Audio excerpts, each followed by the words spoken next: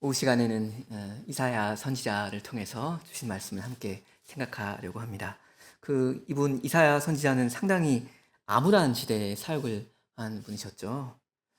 하나님 백성은 이때 노골적인 배교의 길을 가고 있었고요. 그래서 큰 심판을 받지 않을 수가 없었습니다. 근데 오늘 본문을 보면 이사야서는 아주 자신감 넘치는 기쁜 노래를 가르쳐 주고 있지 않습니까? 아주 밝은 소망의 찬송이 1절부터 7절까지 나오는데 이런 찬송을 누가 어떻게 부를 수 있는 것인지 함께 좀 생각하려고 합니다. 먼저 제가 1절을 읽습니다. 그날에 유다 땅에서 이 노래를 부르리라. 우리에게 견고한 성읍이 있으며 여호와께서 구원으로 성과 곽, 그러니까 성벽과 외벽을 삼으실 것이다 하죠. 그러니까 그날이라는 어떤 때가 오면 하나님 백성이 기쁘게 어떤 노래를 부르게 될 거다 하는 건데요. 그 가사가 지금 1절 하반절부터 7절 정도까지 나오는 겁니다. 근데 아주 힘차고 확신에 찬 찬송 아닙니까? 간단히 요약하면 주님을 신뢰하고 의지하는 백성을 주께서 지켜주신다. 뭐 이런 내용인데요. 먼저 1절 하반절에 보면 우리에게 견고한 성읍이 있다 하면서 즐거워하죠. 근데 견고한 성읍만 있는 게 아니라 또 보면 성벽이랑 외벽이 또 있습니다. 그러니까 끄떡 안 한다 이거죠. 이건 일단 예루살렘 성을 염두에 두고 하신 말씀인데요. 주께서 예루살렘을 이렇게 보호해 주십니다. 그러니까 안전한 거죠. 2절 봅니다. 너희는 문들을 열고 신을 지키는, 그러니까 신의를 지킨다는 말입니다. 신의를 지키는 그런 신실한 의로운 나라로 들어오게 하라 하죠. 그러니까 믿음을 지키는 의로운 백성이 바깥에 있으면 이런 사람들은 얼마든지 환영입니다. 웰컴입니다. 그러니까 이 견고한 성읍인데 이 성읍은 확장의 여지가 있는 거죠. 인구 증가가 자연스러운 일입니다.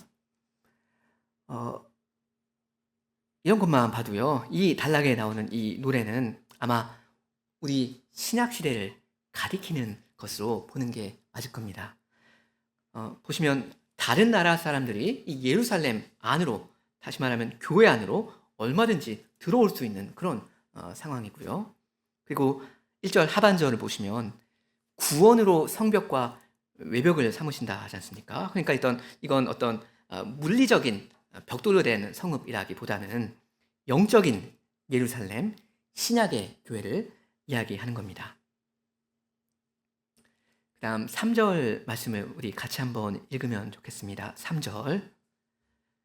주께서 심지가 견고한 자를 평강의 평강으로 지키시리니 이는 그가 주를 의뢰함이니이다. 의뢰한다는 건 신뢰한다는 뜻이죠. 그래서 계속 비슷한 이야기인데요.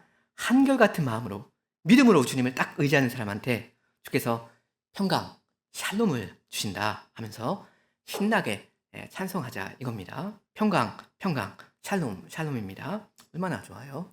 찬송의 내용이에요. 4절입니다. 너희는 여호와를 영원히 의뢰하라. 주 여호와는 영원한 반석이심이로다. 여호와께서 든든한 반석이시죠. 영원히 그렇습니다. 그러니까 그런 분은 당연히 영원히 신뢰해야 합니다. 인생은 장기전이지 않습니까?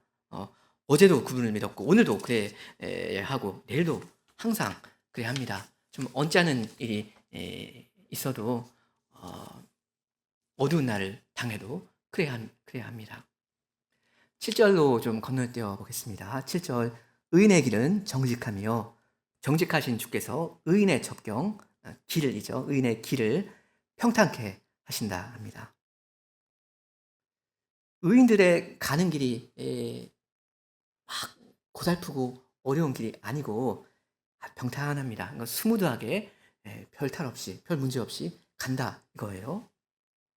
왜 그렇습니까? 주께서 의인의 길을 그렇게 평탄하게 만들어 주시니까 그런 거죠. 이 7절까지 내용이요. 한마디로 하면 신실한 백성이 주님 덕분에 아주 형통하게 전진할 수 있다. 이런 내용이지 않습니까? 그런 걸 이제 찬송할 약간 찬송할 날이 오게 될 거다 이건데요. 근데 여러분 이 노래 들으시면서 느낌이 좀 어떠셨습니까? '아 이거 너무 이상적인 노래 아니냐. 붕 뜬 노래 같다. 우리 이 현장, 우리 현실과는 좀 상관이 없는 노래 같다.' 이렇게 좀 느껴지지는 않으셨습니까? 이거 굉장히 원칙적이고 표준적인 노래처럼 들리잖아요. 여기 보면 하나님 백성은 다 그냥 100 점짜리 믿음을 가진 그런 이 사람처럼 보이고요. 완전한 평강을 누리고요. 교회는 이 세상을 아주 능력 있게 말끔하게 정복해 나가는 그런 모습이란 말입니다. 근데 여러분 이게 오늘 우리의 모습입니까? 이거 사실 신약의 교회를 내다보면서 미리 가르쳐 준 노랜데 우리가 이렇습니까? 우리가 다 그리도 신실해서 마음에 근심 걱정 하나 없습니까? 그리고 주님의 교회된 우리는 너무나 착하고 모범적이고 아무나 문제가 없어서 온 세상 사람들이 어떻게 하면 이 교회에 들어올 수 있을까? 밖에 줄을 서고 있습니까? 다시 말하면 여기 7 절까지 나오는 노래예요. 그날에 이 노래를 부르게 될 거다 했는데 이거 너무 비현실적이지 않느냐 하는 겁니다. 오늘 우리가 우리의 상황 가운데 과연 이런 노래를 부를 수 있느냐, 부르고 있느냐 하는 겁니다. 이 문제의식을 좀 마음에 두시고 이제 8 절까지 8 절부터 내용을 좀 생각하시면 좋겠습니다. 그러니까 7 절까지가 하나님 백성이 나중에 신약 시대 때 부르게 될 좀 이상적인 노래였다면 이제 8 절부터 18 절은 현실을 이야기합니다. 그러니까 내용이 구약의 이스라엘의 현실인데 그러니까 내용이 아주 현실적입니다. 사실 이건 우리의 생활 현장 이야기이기도 한 것 같은데요. 우리 8 절을 같이 한 목소리로 읽으면 좋겠습니다. 읽으시죠. 8 절. 여호와여 주의 심판하시는 길에서 우리가 주를 기다렸사오며 주의 이름 곧 주의 기념 이름을 우리 영원히 사모하나이다. 여기 보시면 8절부터 분위기가 좀 달라지는 거 느껴지십니까? 일단 주님이 심판하시는 길이라고 되어 있잖아요. 주께서 심판을 행하십니다. 그리고 우리는 주님을 어떻게 합니까? 기다립니다. 아까 7절까지 나온 노래는 어땠죠? 주님이 우리와 함께 하셨고 우리를 지켜주셨습니다. 우리 의인들이 걸어갈 길을 주께서 평탄하게 해 주셨습니다. 근데 여기 8절에서는 우리와 주님과의 사이 그 거리감이 좀 느껴지지 않습니까? 주님은 우리를 심판 혹은 징계하시는 게 있고요. 우리는 주님을 기다려야 하는 형편에 있습니다. 그리고 9절에 보면 이사야 선지자가 그러지 않습니까? 밤에 내 영혼이 주님을 사모한다고요. 그러니까 지금 뭔가 분위기가 어둡습니다. 7절까지 나온 그 노래처럼 밝지가 않아요. 근데 이게 이사야 당시의 현실이었지 않습니까? 이때 당시 대다수의 하나님 백성은 신실하지 못했습니다. 한마디로 배교의 시대였습니다. 이 사람들 죄를 짓고 우상을 만들고 그랬습니다. 그래서 아시는 것처럼 북이스라엘은 아수르 군대에 짓밟히게 되었고요. 남유다도 이제 나중에 바벨론 군사한테 아주 혹독하게 징계를 받지 않습니까? 하나님의 심판이 그렇게 옵니다. 근데 이러한 현장 가운데에서도 믿음을 지키는 소수의 신자들이 있었단 말입니다. 이 이사야 같은 분이요.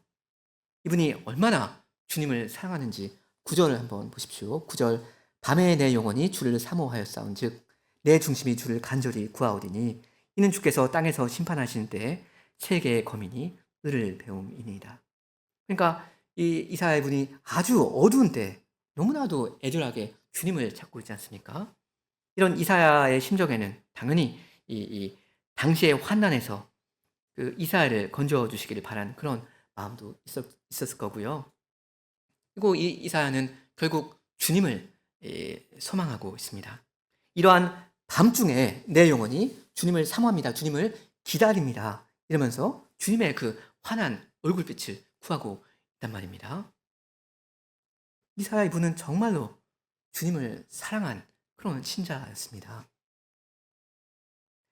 12절로 좀 건너가 봅니다. 12절.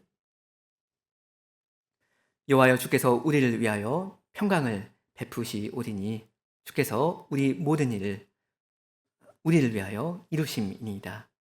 이게 평강이라고 하지 않습니까? 근데 이사야 당시 상황을 평강의 시대라고 말하기는 좀 어려워 보이잖아요. 이사야는 근데 그 고달픈 형편 가운데서도 주님을 기다립니다.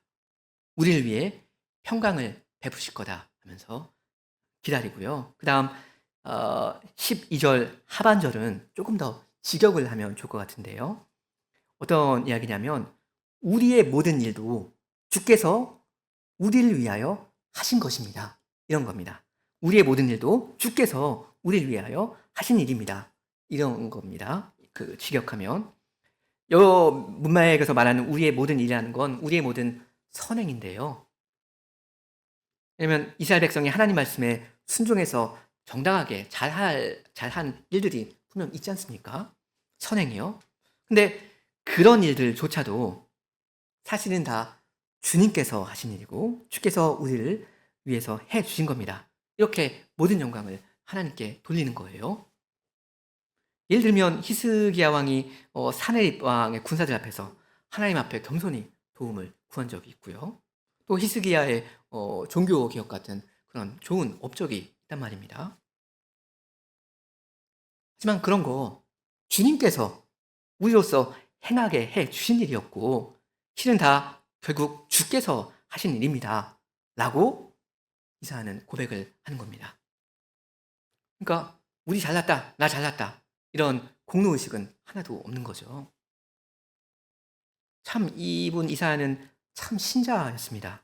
아주 암울한 시대를 소망이 보이지 않는 어두운 시대를 이렇게 태산 같은 믿음으로 살아간 성도였습니다.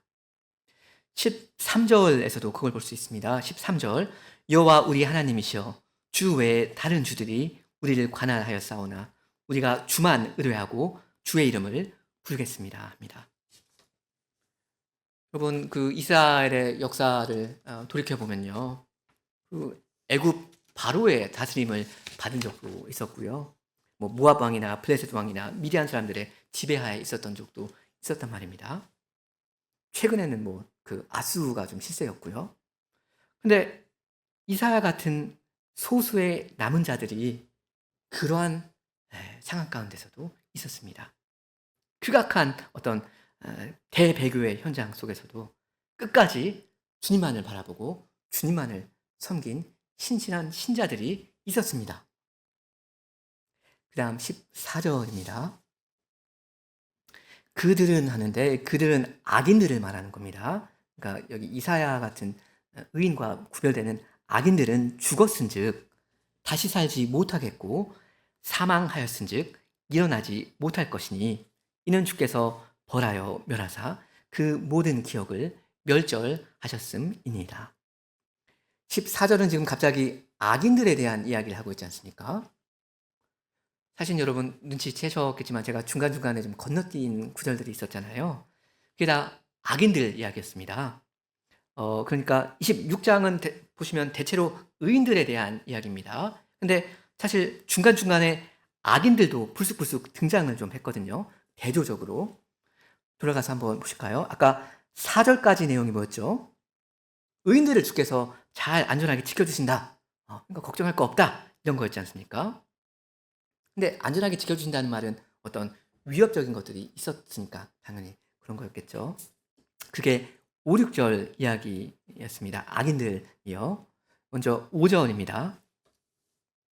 5절 높은 데 거하는 자를 낮추시며, 그러니까 교만한 자들이죠.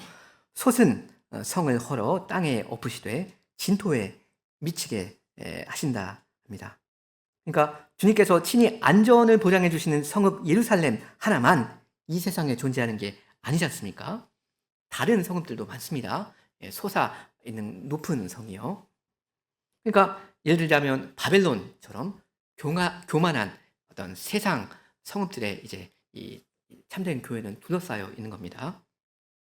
이렇게 마음이 높은 악인들 한가운데 하나님의 백성은 늘 살고 있단 말입니다. 그게 현실인데 하지만 괜찮다 합니다. 안심합니다. 왜 그렇습니까? 왜냐면 주님께서 자기 것들을 지켜주시니까요. 그리고 원수들은 알아서 주께서 낮춰주시니까요. 그 다음 6절 발이 그것을 밟으리니 곧 빈궁한 자의 발과 곤핍한 자의 걸음이리로다. 여기 나오는 빈궁한 자들, 곤핍한 자들이 누구이겠습니까? 하나님의 신실한 백성이겠죠. 이 사람들은 상대적으로 약자입니다. 소수이고요. 약해요. 그래서 이 세상의 원리대로 1대1로 붙으면 결코 이길 수가 없습니다. 질 수밖에 없어요. 우리가 불리합니다. 그렇지만 우리가 이깁니다. 하나님 백성이 오히려 그 교만한 원수들을 정복한다 하지 않습니까? 어떻게 그럴 수 있죠? 우리 힘이 그렇게 세서 그런 겁니까? 그게 아니라 주님께서 우리 편이 돼 주시니까 그런 거죠. 여호와께서 우리를 안온하게 지켜주시고요. 그리고 이 세상의 악한 자들을 정복해 나가게 하십니다. 그 길이 그리고 평탄하다라고 7절에 말씀하셨습니다. 자, 그 다음에 이제 의인들 이야기가 한동안 나오고요. 10절에 와서 10절에 갑자기 또 악인들 이야기가 나왔죠. 10절 악인은 은총을 입을지라도 의를 배우지 아니하며 정직한 땅에서, 그러니까 정직한 사람들의 땅에서 불의를 행하고 여호와의 위엄을 돌아보지 아니하는도다. 주님께서 악인들을 단번에 다 멸하시는 건 아니잖아요. 실제로 많이도 남겨주십니다. 자비를 베푸십니다. 기회를 주십니다. 근데 대부분의 사람들은 그래도 깨닫는 것이 없습니다. 늘 그냥 자기가 살아오던 그대로 불의를 자행하면서 살아갑니다. 악인들이 늘 어두운 죄악 중에 살아갈 때라도 가끔씩 주께서 주님의 모습이 이렇게 번쩍 나타나면서 보일 때가 있단 말입니다. 자기 위에 신이 계시다 하는 그 사실이 유난히 더 뾰족하게 느껴질 때가 악인들한테도 있거든요. 그럴 때 정신 차리고 회개해야 하는데 그렇게 안 합니다. 잘. 그 다음 11절은 10절에서 계속 이어지는 내용인데요. 11절 여호와여 주의 손이 높이 들릴지라도 그들 악인들 이야기입니다. 악인들이 보지 아니하다이다마는 이건 방금 10절과 같은 이야기죠. 주님을 계속 무시한다는 거예요. 백성을 위하시는 주의 열성을 보면 부끄러워할 것이라 불이 주의 대적을 살 것입니다. 하죠. 주께서 어떻게 자기 백성을 챙기시는지를 악인들이 보고서 부끄럽게 해달라 그런 겁니다. 이렇게 이사야 이분 신자는 끝까지 하나님께 호소하고요. 하나님을 믿습니다. 비록 자기의 현실에는 아주 짙은 먹구름이 끼어 있어도 그걸 주께서 다 정리해 주실 거다 하는 확신이 있습니다. 자, 이렇게 의인들에 대한 이 26장 내용에 악인들에 대한 이야기가 중간중간에 조금씩 들어가 있습니다. 그죠? 여기 14절에도 그러지 않습니까? 14절 그들 악인들은 죽었은즉 다시 살지 못할 거다. 부활 못한다 하면서 악인들은 영원히 멸망할 거다 하지 않습니까? 이렇게 이 26장을 전반적으로 보시면 이 의인들과 악인들이 이렇게 대조적으로 직조되어서 이렇게 계속 나오고 있는데요. 악인들은 주께서 영원히 완전히 멸해버리신다면 의인들은 어떻게 하셔야 하겠습니까? 지금까지 어떻게 해 오셨는지 15절 이야기인데요. 15절 여호와여 주께서 이 나라 이스라엘입니다. 이 나라를 더 크게 하셨고 이 나라를 더 크게 하셨나이다. 스스로 영광을 얻으시고 이 땅의 모든 경계를 확장하셨나이다. 이건 이스라엘의 과거사 이야기입니다. 아신 것처럼 이스라엘은 거의 항상 문제투성이 나라였지 않습니까? 목이 곧은 백성이었습니다. 그런데도 주님은 이 나라를 자기 백성 삼으시고 특별 대우를 해 오셨거든요. 은혜를 베푸셨습니다. 애굽 땅에서 이스라엘 자손이 생육하고 번성하게 하셨고요. 그리고 다윗과 솔로몬 시대에는 아주 복을 넘치게 주셔서 영토를 확장하게 하셨습니다. 이렇게 주께서 어느 만큼 이 나라를 지켜주신 일이 분명히 있었습니다. 그죠? 근데 그건 지금까지 이사야 입장에서 보면 지금까지 있었던 과거의 일이었고요. 그렇다면 이사야 선지자 입장에서는 이제 앞으로 우리 이스라엘이라는 나라가 어떻게 될 건가? 이게 이분한테는 관건이 될 거 아닙니까? 그 이야기를 좀 하기 전에 지금까지 내용을 한번 요약하고 가겠습니다. 일단 7절까지는 나중에 우리 신약시대 하나님 백성이 부르게 될 노래가 나왔습니다. 내용이 뭐였죠? 주님의 신실한 백성이 주님 덕분에 아주 형통하게 되고 교만한 사람들을 정복해 갈 거다 하는 것입니다. 근데 이 노래 너무 좀 이상적이고 붕 떠있는 비현실적이지 그런 노래 아닌가 라는 질문을 제가 아까 좀 드렸고요. 그 다음 8절부터는 어떤 이야기였습니까? 굉장히 좀 현실적인 게 나왔죠. 하나님의 어떤 징계 속에서도 주님을 사모하면서 기다리는 신실한 백성의 고백이 있었습니다. 이사야 같은 그런 분들이요. 보면 현실과 현장은 어둡습니다. 악인들에게 둘러싸여 있습니다. 배교의 시대입니다. 그게 이분들이 살았던 현장이었는데, 하지만 늘 신실함을 보여오신 이 주님에 대해서 신실한 사람들이 또한 있었습니다. 주님을 의지하는 사람들이 분명 있었다 하는 거예요. 소수라도. 자, 이제 16절부터 계속 봅니다. 16절 여호와여 백성이 환난 중에 주를 앙모하여 싸우며 주의 징벌이 그들에게 임할 때 그들이 간절히 주께 기도하였나이다. 비슷한 내용이죠. 어려운 가운데 처해 있는 의인들이 간절히 주님의 도움을 구해 왔다는 겁니다. 자, 근데 다음 17절부터는 이야기가 정말 심각해집니다. 이사야 본인 당시 시대 이야기인데요. 17절 여호와여 잉태한 여인이 산기 그러니까 해산할 때가 임박하여 구로하며 해산의 고통이죠. 해산의 고통을 겪으며 부르짖음같이 우리가 주의 앞에 이렇습니다. 그 임신한 여인은 그 날짜가 딱 정해져 있지 않습니까? 그래서 출산 예정이 있습니다. 한 40주가 되죠.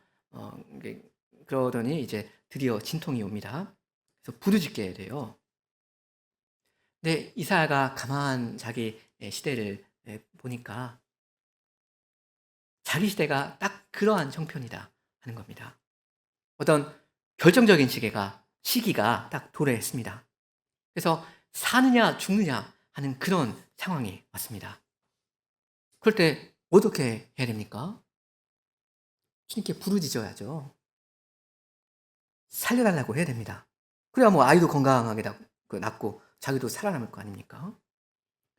근데 그렇게 됩니까? 이사야 시대에 18절에 보면 18절 우리가 그러니까 이사야 시대에 이스라엘 백성이 잉태하고 고통하였을지라도 낳은 것은 바람 같아서 땅의 구원을 베풀지 못하였고 세계의 거민을 생산치 못하였나이다. 그러니까 출산하지 못했다 하는 말입니다.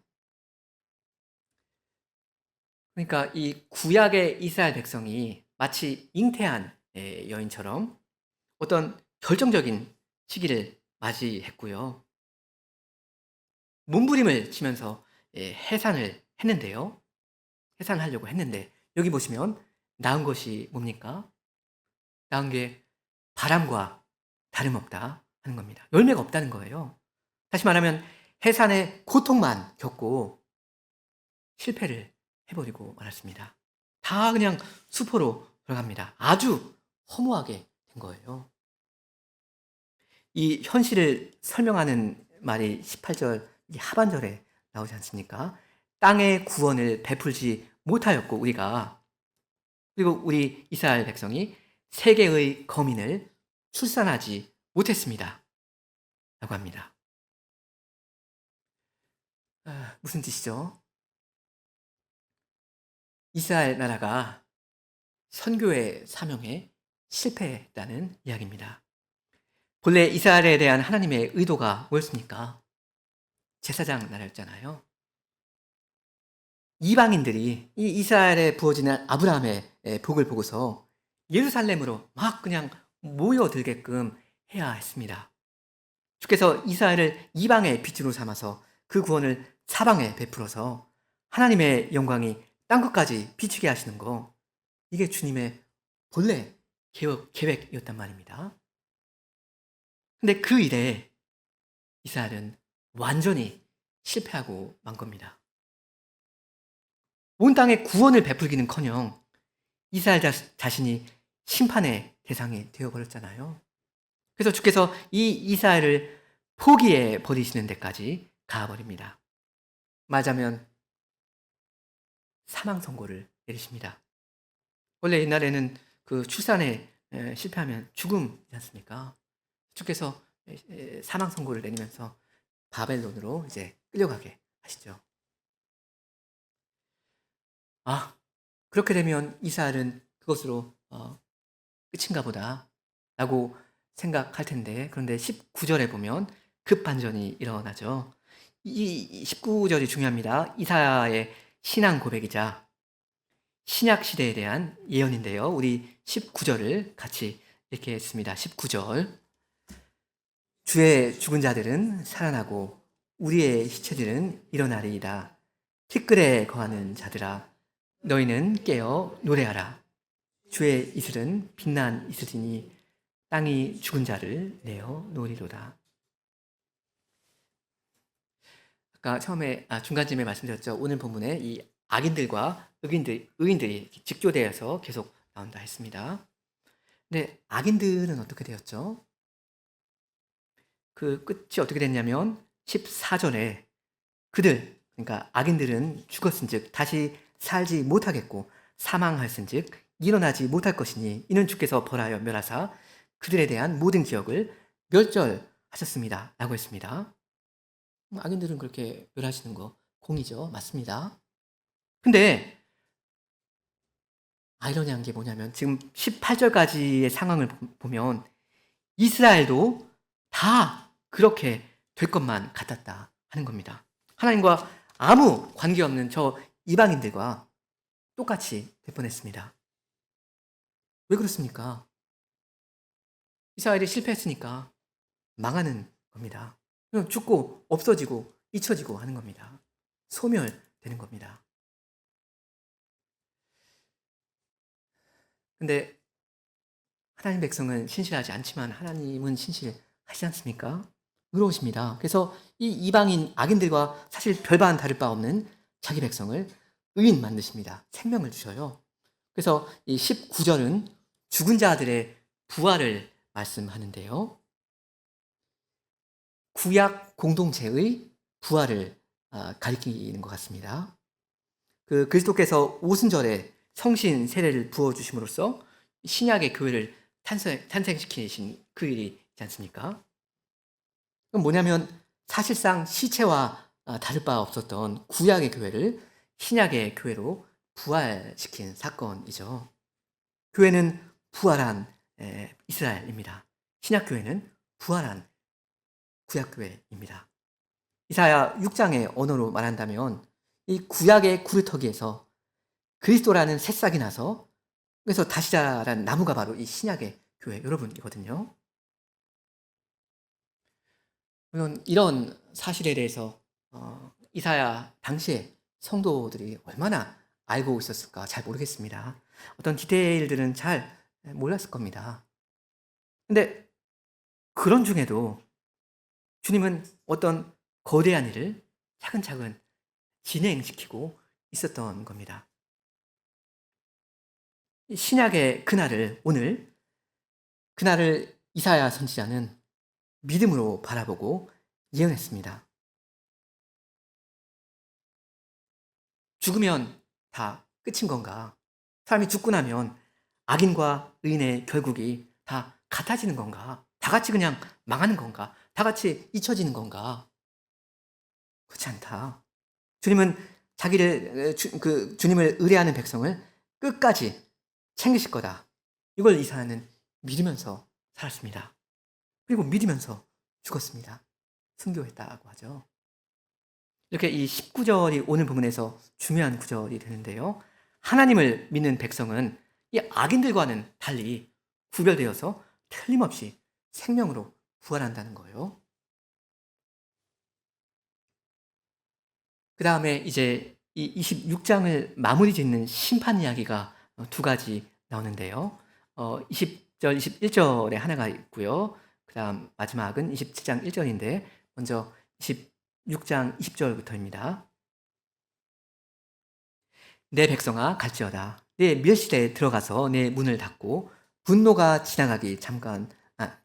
지나가기까지 잠깐 숨을 지어다. 보라 여호와께서 그 처소에서 나오사 땅의 거민의 죄악을 벌하실 것이라. 땅이 그 위에 잦았던 피를 드러내고 그 살해 당한 자를 다시는 가리우지 아니하리라. 이거 여러분 어디서 많이 들어본 이야기 같지 않습니까? 하나님 백성은 안에 쏙 들어가서 숨고요. 주님은 죄인들의 죄악을 벌하시면서 돌아다니십니다. 하나님의 분노가 지나가기까지 숨어 있는다. 어떤 이야기랑 많이 비슷합니까? 그 출애굽기에 나오는 그 6월절 이야기랑 비슷하잖아요. 이스라엘 백성은 문설주에 그 어린 양의 피를 발랐고요. 집에 들어갔으면 여호와께서 지나가셨습니다. 이때 주께서 자기 백성과 애굽 사람들을 똑같이 심판하셨습니까? 아니죠. 구별하셨습니다. 그건 왜 그랬죠? 이스라엘 백성이 이 애굽 사람들보다 딱히 더 선하고 착하고 의로워서 그랬습니까? 그건 아니죠. 어린 양의 피 덕분이었죠. 그 다음 27장 1절인데요. 방금 26장 21절에도 여호와께서 벌하신다는 말이 있고 그 다음에 27장 1절에도 여호와께서 벌하신다는 말이 있잖아요. 그래서 이 두 부분을 그냥 붙여서 보면 좋을 듯 싶은데요.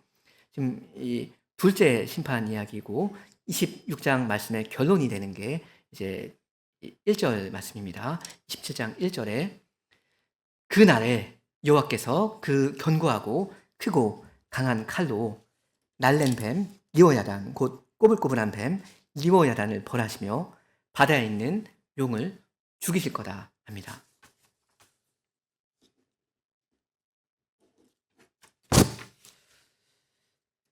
리워야단 아시죠? 이건 전설에나 나올 법한 그런 짐승인데요. 뱀이라고 할 수도 있고요. 뭐 용이라고 해도 됩니다. 결국 누구를 가리키죠? 사탄이죠. 왜냐하면 계시록 그 20장 같은 데 보면 용을 가리켜서 옛 뱀이요 마귀요 사탄이라 하거든요.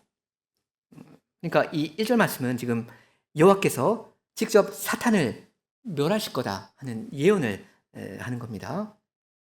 그 창세기 3장에서 아담이 타락할 때 그때 이 뱀이 죄와 사망을 가져왔지 않습니까? 그러니까 이 원수를 주께서 직접 치실 거다 하는 말씀입니다. 자, 그러니까 이 26장 끝부분에 두 가지 심판 이야기가 나왔죠. 26장 끝에는 어떤 이야기입니까? 이스라엘의 원수들, 출애굽 때로 치면 그 애굽의 장자들을 주께서 죽이시는 이야기가 먼저 나오고요. 그 다음 27장 1절은 뭐죠? 역시 이스라엘의 원수인 사탄을 죽이실 이야기가 나옵니다. 그러니까 과거에 한 사건이 있고 미래에 한 사건이 있다. 이렇게 볼 수 있을 것 같은데요. 여러분, 이스라엘의 원수 애굽의 장자들을 치신 사건이 과거이고 그리고 마지막 날에 우리의 원수 사탄을 치실 것이 미래라면 그 중간에는 어떤 사건이 있습니까? 우리 주 예수 그리스도의 십자가가 있었죠. 그때 누가 죽었습니까? 우리 예수님이 죽으셨죠. 십자가에 못 박혀 죽으셨습니다. 심판을 받으셨습니다. 예수님이 하나님의 어린 양으로 그 희생 제물로 대속의 죽음을 당하심으로 여러분 하나님 백성이 하나님의 심판을 면하게 해 주셨지 않습니까? 출애굽 때, 그 6월절 때처럼요. 근데 십자가에서 예수님 혼자만 죽으셨습니까? 여인의 후손으로 오신 예수님이 바로 그 십자가에서 뱀의 머리를 치셨잖아요. 치명타를 그때 가하셨습니다. 그렇게 해놓은 다음에 부활하신 겁니다. 그리고 마지막 날에 나중에 마귀를 불과 유황못에 최종적으로 던지실 거잖아요. 부활하신 예수님 하나님께서 그렇게 하실 겁니다. 예수님은 부활하셨습니다. 네, 마귀도 부활한가요? 마귀는 부활 못합니다. 하나님께서 예수님과 마귀를 구분 안 하시겠습니까? 당연히 구분하십니다. 예수님은 부활하시고 마귀는 부활 못합니다. 영영이 멸망합니다. 그리스도 안에서 살고 죽은 의인들과 그리스도 밖에서 살고 죽은 악인들을 주께서 구분 안 하시겠습니까? 당연히 구분하십니다.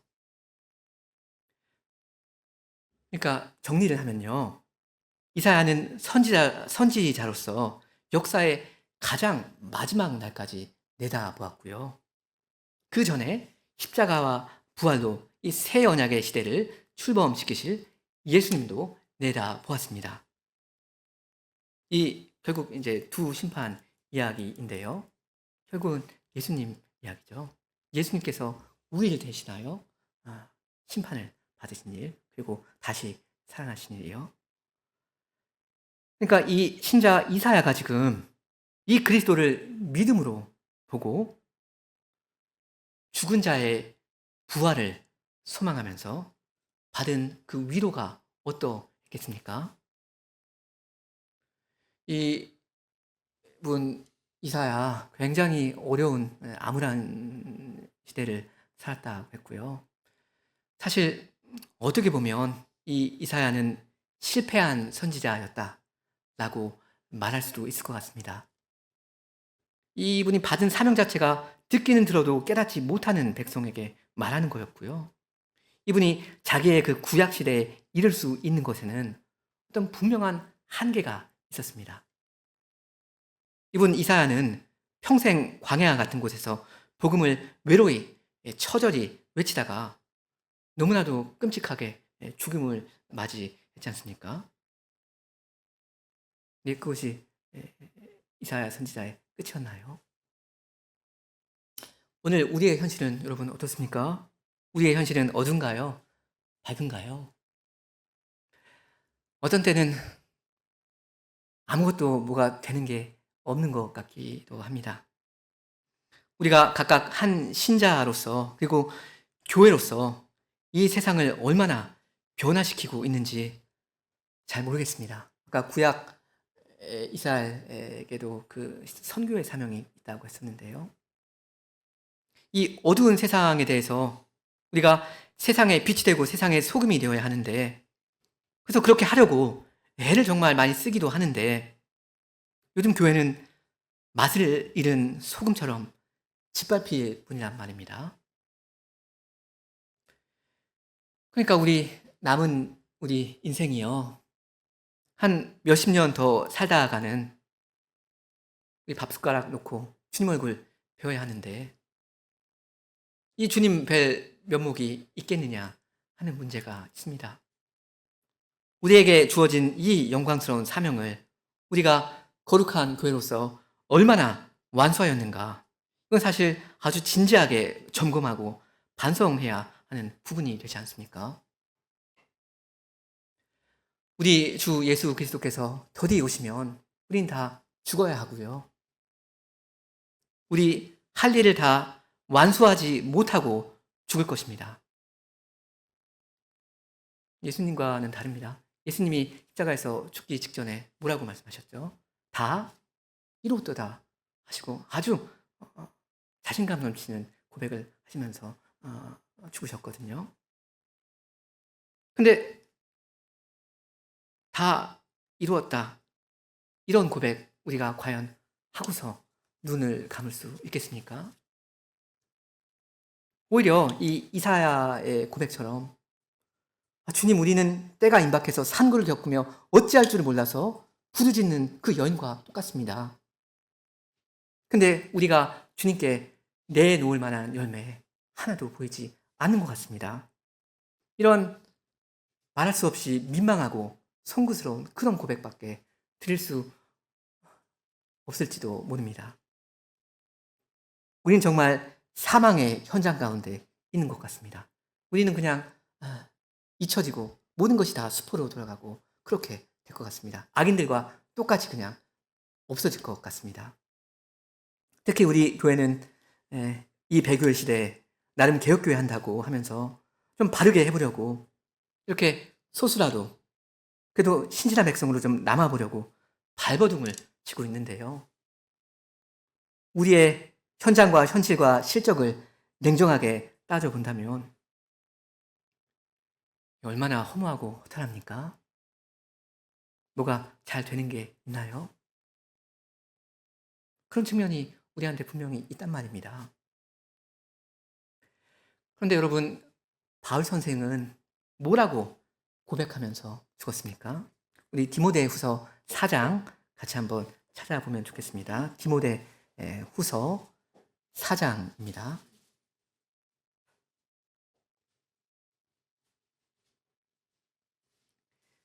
6절부터 8절인데요.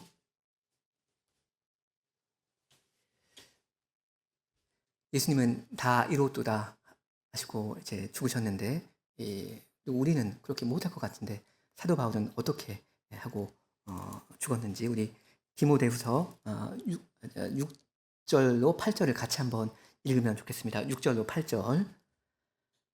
관제와 같이 벌써 내가 부음이 되고 나의 떠날 기약이 가까웠도다. 내가 선한 싸움을 싸우고 나의 달려갈 길을 마치고 믿음을 지켰으니 이제 후로는 나를 위하여 위의 면류관이 예비되었으므로 주 곧 의로우신 재판장이 그날에 내게 주실 것이니 내게만 아니라 주의 나타나심을 사모하는 모든 자에게니라.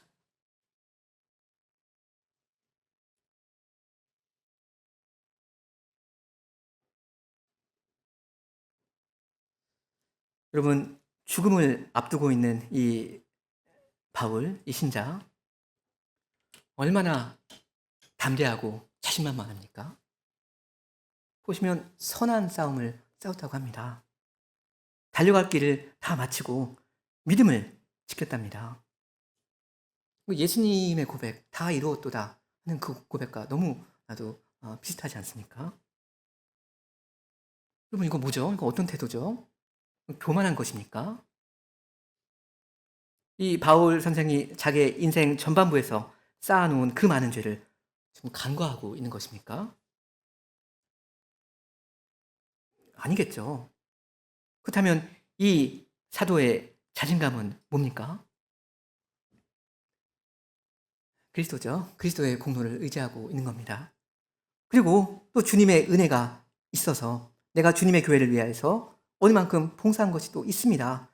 그걸 사랑 많으신 주께서 은혜로 받아 써 주셨습니다. 하는 겁니다. 아까 그랬죠. 우리의 모든 일도 실은 주께서 우리를 위하여 하신 것입니다.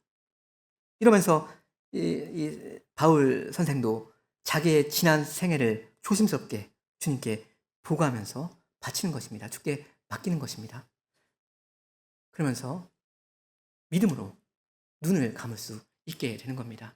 부활의 영광스러운 그 소망을 가지고 이 신자는 죽을 수가 있었습니다.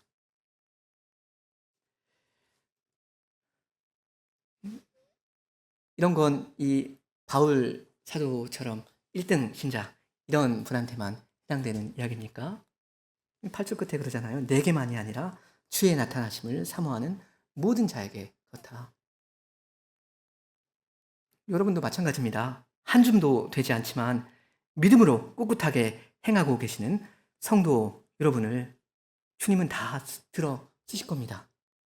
여러분 집에서 지지고 볶으면서 아이들과 씨름하고 또 살림하시는 주부들, 직장이라고 하는 그 서러운 세상 가운데서 고군분투하고 있는 지체들, 그 모든 수고를 주님은 다 받아 써 주십니다. 우리는 그 디테일을 다 알지 모를 수도 있겠지만 주님께는 다 계획이 있거든요. 그리고 주님께서 어떤 일을 하고 계시거든요. 지금 이 순간에도 여러분을 각각 하나님의 자녀로 완성시키고 또 여러분을 교회로 온전케 하시는 그 일을 하고 계십니다. 마지막 그 완성의 날까지 여러분을 다 친히 이끌고 가고 계시지 않습니까? 그러니까 여러분 이것을 믿으시기 바랍니다. 이 완성과 부활에 대한 소망을 가지고 사시기 바랍니다. 견고하고 흔들리지 말며 항상 주의 일에 더욱 힘쓰는 자들이 되십시오. 여러분의 수고가 주 안에서 결코 헛되지 않은 줄을 아시기에 그렇게 하시기 바랍니다. 그리스도께서는 이미 이기셨고요. 평강의 하나님께서 속히 사탄을 여러분 발 아래서 상하게 하실 겁니다. 그러니까 여러분 보는 것으로 행하지 마시고 믿음으로 전진하시면 됩니다. 우리 본문 이사야 본문 초두에 나온 그 밝은 찬송을 여러분 아주 해맑은 믿음으로 부르실 수 있고 부르셔야 합니다. 아 좋다. 주님이 계시니까 주님이 우리 편이니까 든든하다. 우리의 가는 이 길은 참 평탄하다. 계속 가볼만 하다. 이렇게 자신 있게 주님을 자랑하며 찬송하실 수 있으셔야 합니다. 그러면서 주님께서 나에게 우리에게 상 주실 그날을 기대할 수 있어야 합니다. 이건 현실 부정이 아닙니다. 여호와를 의뢰하는 믿음입니다. 아까 그 8절 이하에서 그 사망의 현장 가운데서 신자가 얼마나 자주 여호와를 부르는지 한번 이따 나중에 세 보십시오. 여호와여 여호와여 여호와여 여호와 우리 하나님이여 여호와여. 이렇게 사는 것입니다. 이렇게 가는 겁니다. 이것이 신자의 샬롬입니다. 우리의 현장은 말할 수 없이 암울하지만 믿음으로 하나님의 말씀으로 빛을 받으면서 가는 겁니다. 이러한 샬롬, 평강을 여러분 누리면서 나아가시기 바랍니다. 다 주께 맡기고서 눈으로 행하지 마시고 믿음으로 나아가시면 좋겠습니다. 함께 기도하시겠습니다.